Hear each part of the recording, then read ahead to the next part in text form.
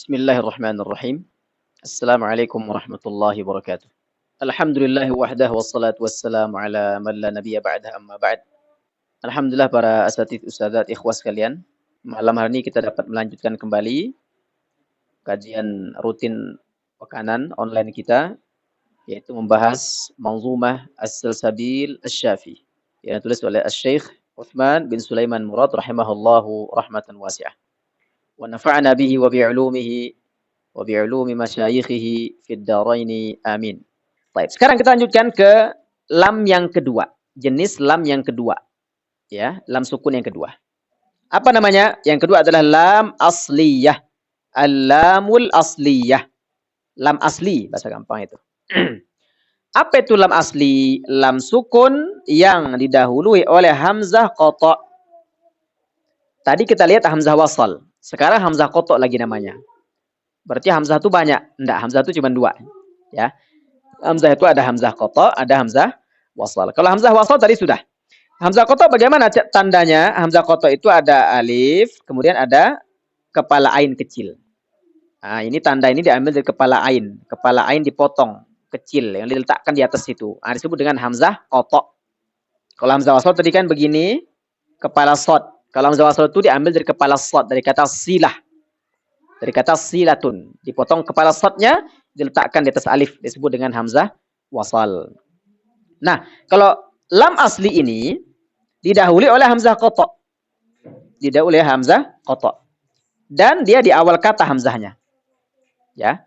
Di mana kata tersebut tidak akan tegak, tidak akan terbentuk jika tanpa lam tersebut. Artinya lamnya asli. Namanya lam asli berarti kalau tidak ada lam itu di kata itu ya rusak makna ayat makna kata itu. Beda dengan lam ta'rif tadi. Kalau lam ta'rif itu lam tambahan. Namanya tambahan, ada atau tidak ada nggak ngaruh. Tetap bisa dibaca, tetap bisa dimaknai. Tapi kalau lam asli ini, begitu lamnya dihilangkan dari kata itu, nggak ada maknanya. Atau maknanya jadi beda atau rusak. Nah, hukum dari lam asli ini cuma satu, ya, yaitu apa? Izhar, jelas. Nah, gitu. Tapi kalau lam ta'rif tadi kan ada dua hukumnya. Tapi kalau lam asli, hukumnya cuma satu, izhar, jelas. Apa contohnya? Contohnya pada kata alfi. Min alfi syahr misalnya. Alfi di sini ada lam sukun situ. Coba kita zoom ya. Kalau kita lihat di sini ada lam sukun didahului oleh hamzah qata'. Ini lam sukun, ini hamzah qata'. Nah, maka lamnya dibaca jelas. Alfi. Alfi, kedengaran suara al. Contoh lain. Alwanukum. Ada lam sukun. Didahului oleh hamzah qata'. Al, kedengaran lamnya. Alwanukum. Ya. Contoh lain. Alsinatikum. Ini lamnya, ini hamzah qata'. Jelas. Alsi. Nah, ini lam asli namanya nih. Ya, hukumnya cuma satu yaitu izhar. Baik. Lanjut. Yang ketiga adalah lam isim. Yang ketiga adalah lam isim. Apa itu lam isim? Lam ismiyah. Lam ismiyah adalah lam sukun yang terletak di tengah-tengah kata benda atau isim. Dia letaknya di tengah. Kalau dari tadi kita baca kan, lam itu, lam yang dua tadi, lam ta'rif dengan lam asli, itu letaknya di awal. Hanya diawali hamzah wasal dan hamzah qata'. Sementara lam yang ketiga ini, lam ismiyah, lam yang terletak itu di kata benda, itu letaknya di tengah. Letaknya di tengah. Dan ini juga lam asli. Nah, mana contohnya? Di kata sulha misalnya. Sulha, ada lam sukun. Letaknya di tengah kata. Contoh lain, mulkan ada lam sukun di tengah kata. Khalqan lam sukun di tengah kata. Hukumnya apa? Cuma satu hukumnya, yaitu dibaca dengan izhar. Jelas juga. Oke. Kemudian yang keempat adalah lamul fi'liyah. Lam fi'il. Lam fi'il.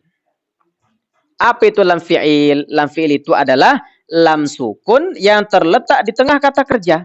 Kalau tadi kata benda, sekarang kata kerja. Bagi kita yang pernah belajar bahasa Arab, kata itu kan dibagi tiga. Ada kata benda, isim. Ada kata kerja, fi'il. Ada namanya huruf. Udah. Kata dalam bahasa Arab tuh nggak jauh dari, nggak lepas dari tiga ini.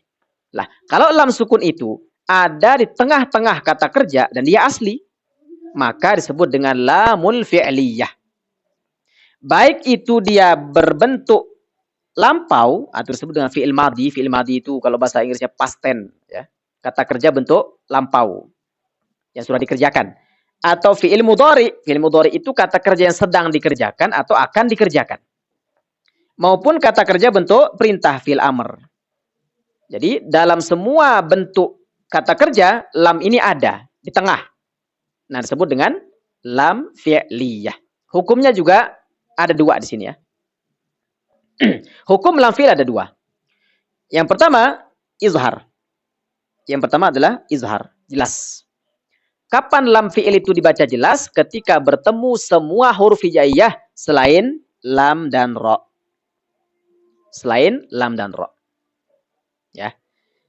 Berarti kalau lam fi'il, lam kata kerja yang ada di tengah bertemu dengan lam atau ra, maka dibaca idgham. Dibaca idgham. Idgham itu apa? Dileburkan. Lamnya dileburkan. Contohnya ja'alna. Contohnya ja'alna. Yang ini fil madhi ini ya. Ini kata kerja bentuk lampau. Ja'alna ada lam sukun di situ. Nah, di tengah tempatnya. Ja'alna jelas lamnya. Contoh lain, qulna. Tuh, ada lam sukun. Jelas lamnya. Contoh untuk fi'il mudhari, kata kerja yang sedang dikerjakan atau akan dikerjakan. Yalhath ada lam sukun. Jelas. Yalhath. Contoh lain, yaltaqitahu. Lamnya jelas. Contoh bentuk perintah, qul ja'al haqq. Qul di sini lam sukun, jelas. Qul salam, lam sukun jelas. Nah, ini. Intinya, ketika lam kata kerja itu yang ada di tengah bertemu dengan selain lam dengan ra, maka dia jelas izhar. Kalau bertemu lam dengan ra dibaca dengan idgham. Lanjut. Yang kelima, lam harfiyah. Lam harfiyah. Apa itu lam harfiyah? Lam harfiyah adalah lam sukun yang terletak pada kata berjenis huruf. Ya kan? Lam sukun yang terletak pada huruf. Dan hurufnya cuma dua. Apa itu? Hal dan bal. Hal dan bal. Jadi kalau kalau kita bahas bahasa Arab, huruf itu kan banyak. Huruf itu banyak, min, ila, fauqa, tahta dan seterusnya. Tapi kalau kita bahas tajwid, yang disebut dengan huruf cuma dua. Hal atau bal. Nah, hal dengan bal. Jadi ketika lam sukun pada hal atau bal, mana lam sukunnya ini? Hal, ini lam sukunnya. Jadi yang dibahas lam harf ini adalah lam sukunnya ini. Hal, lam sukunnya itu. Bal, lam sukunnya itu. Itu yang dibahas. Nah, bagaimana cara membaca lam sukun di kata hal, lam sukun di kata bal? Maka ada dua hukum. Ada dua hukum. Nah, ada dua hukum bacaan. Yang pertama adalah izhar, jelas. Yang pertama, jelas. Kapan lam sukun pada kata hal dan bal itu dibaca jelas? Yaitu ketika bertemu dengan selain lam dengan ro. Sama kayak tadi. Jadi kalau kata ada hal atau bal bertemu selain lam atau ro, maka lamnya dibaca jelas. Contoh. Ini banyak contoh nih, kita lihat. Hal ataka. Di sini ada hal. Ya, hal ini kan huruf, ada lam sukunnya nih. Bertemu dengan ataka, bertemu dengan hamzah di sini. Nah, di sini lam sukun bertemu dengan hamzah, maka dibaca dengan izhar, jelas. Hal ataka. Hal ataka. Jelas suara al-nya kedengeran. Contoh berikutnya, bal tu'thiruna. Ada lam sukun di kata bal, ketemu dengan ta di sini. Maka jelas juga bal tu'thiruna. Bal tu'thiruna. Enggak dibaca bat tu'thiru enggak? Contoh lain, hal bertemu dengan tak lagi, hal ta'lam. Lam sukun ketemu tak. Bertemu dengan nun lagi, bal nattabi', jelas lamnya. Intinya ketika hal atau bal bertemu dengan huruf selain lam dengan ra, maka dibaca dengan jelas, dibaca dengan izhar. Sebaliknya, yang kedua, ketika lam pada hal atau bal bertemu dengan bertemu dengan lam atau ro, dua huruf ini doang, lam atau ro, maka terjadilah idgham. Terjadilah idgham atau dileburkan lamnya. Kalau ada yang tanya, kenapa? Akan begitu. Kenapa kok selalu ketika bertemu lam dengan ro kok idgham? Kenapa kok ketemu selain itu kok izhar? Nah, maka jawabannya apa? Karena lam sukun. Ketika bertemu dengan lam, maka dia huruf kembar. Ketika dua huruf kembar bertemu, maka terjadilah idgham, melebur satu sama lain. Kemudian lam dengan ro makhrajnya berdekatan.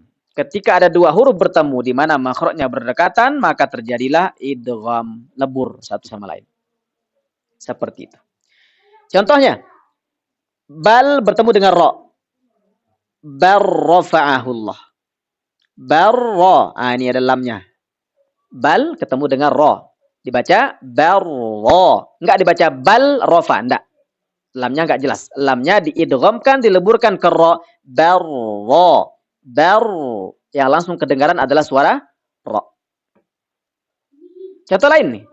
Hal ketemu dengan huruf lam. Dikata lakum.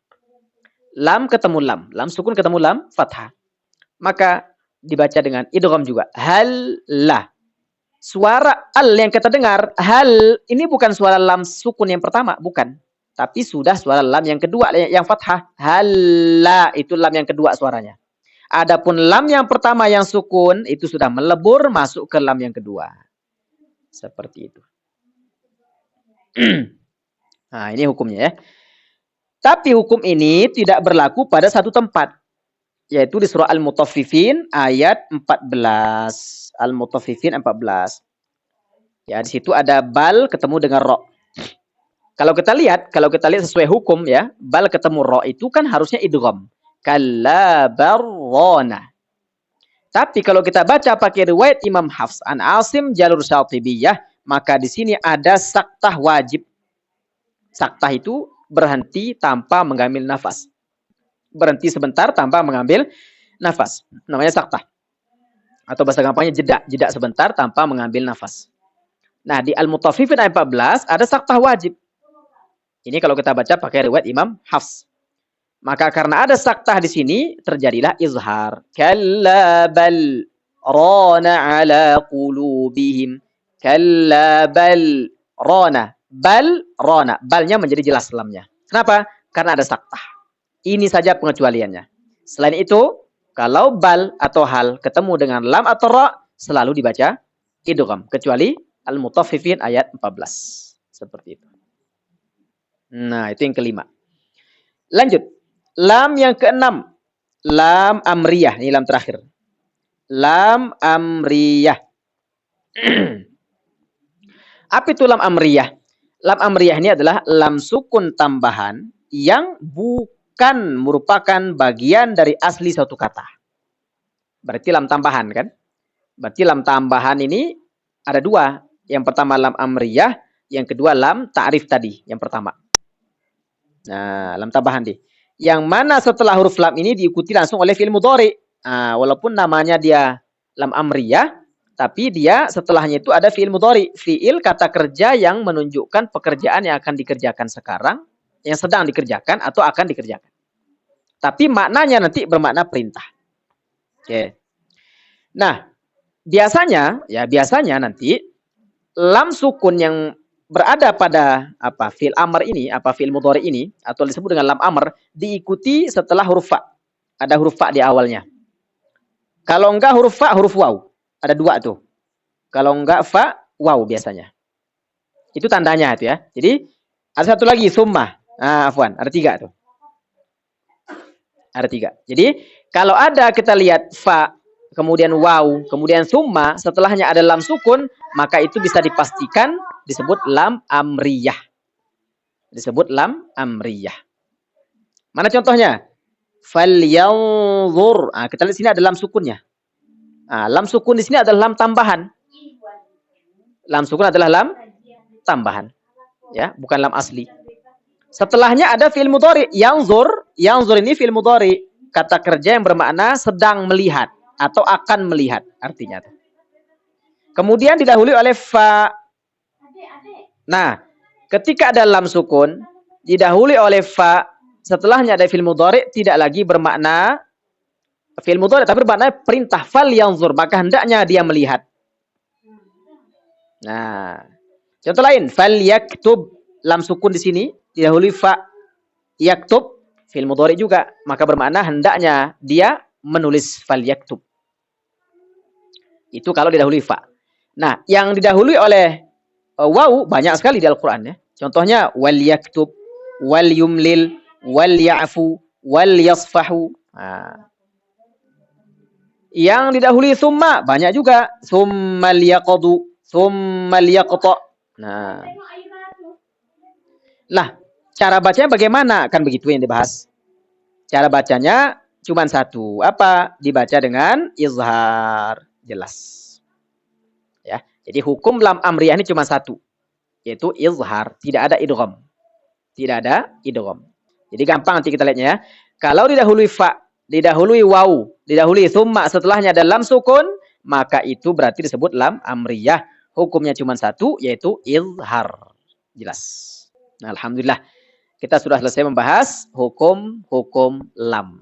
Nah, dengan kita belajar terus kita tahu, oh ternyata lam itu enggak hanya ada dua. Ya. Bukan hanya lam qamariyah, lam syamsiyah. Allah berikan kepada kita keistiqomahan, keberkahan supaya kita bisa paham apa yang sudah kita pelajari, dan juga Allah memberikan rahmatnya kepada Imam Sulaiman Utsman bin Sulaiman Murad rahimahullahu rahmatan wasi'ah. Mohon maaf atas segala kurang, wallahu taala alim shawab. Subhanakallahumma bihamdik asyhadu an la ilaha illa ant astaghfiruka wa atubu ilaik. Wassalamualaikum warahmatullahi wabarakatuh.